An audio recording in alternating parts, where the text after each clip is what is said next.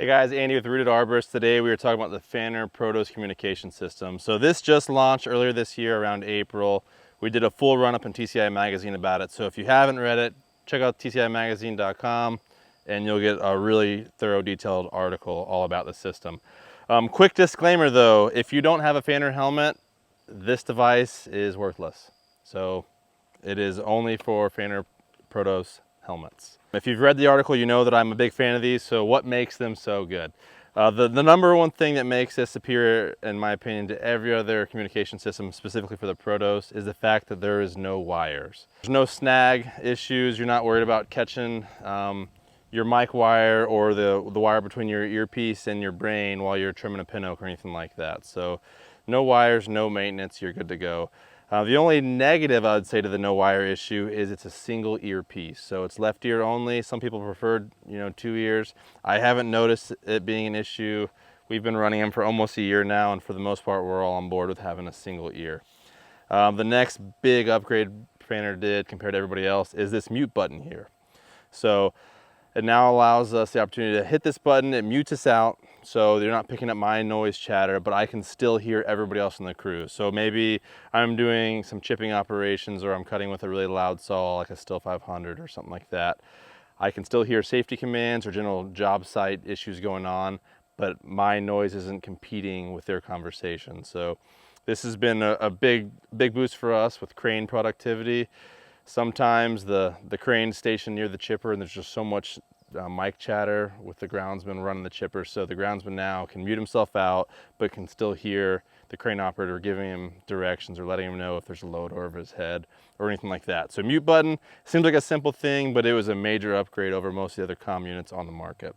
This thing also does a pretty good job of noise cancellation. So it's a typical ear muff around 26 decibel blockage, but it also picks up another 20 or so decibels of cancellation. So high frequency noise, it does a pretty darn good job of cutting out. We love that it has a very simple interface. So this is the master button, this is the on, off, mute, all that kind of stuff. It walks you through everything. It's voice command inside, so you know exactly what you're doing.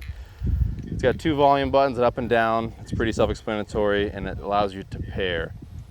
The best thing about this, besides the wire, so the second best benefit to this system is if you inadvertently hit your mute button or if your comm unit shuts off or dies, it doesn't throw out everybody behind you in the sequence. So typically we have 3 or 4 units on a system. If unit 1 for whatever reason dies or you accidentally shut it off, it can throw off everybody in the sequence behind them. Not the case with this one. They're group paired, not paired to individual units. If you have multiple crews, but you can't necessarily afford to outfit each crew with these units, or maybe you have crews that don't even run communication systems, you can transfer this unit from person to person. As long as they have a Protos helmet, you can put them in that crew, wash it up, give it to them, and assign it to them for the day. So that's a big cost savings if you're trying to slowly build a communication system platform for your whole team. Battery life, it's not as good as advertised. I think they advertise 12 hours. I've never seen 12 hours of battery life. I'm seeing typically 7 to 9 hours on standard weather. I don't think anybody actually delivers peak battery, but just so you know, you can expect to get through most of a shift with one of these batteries. The good news is they charge in a truck pretty quick, so you can get dead to 50 or 60% charge within about 25 minutes.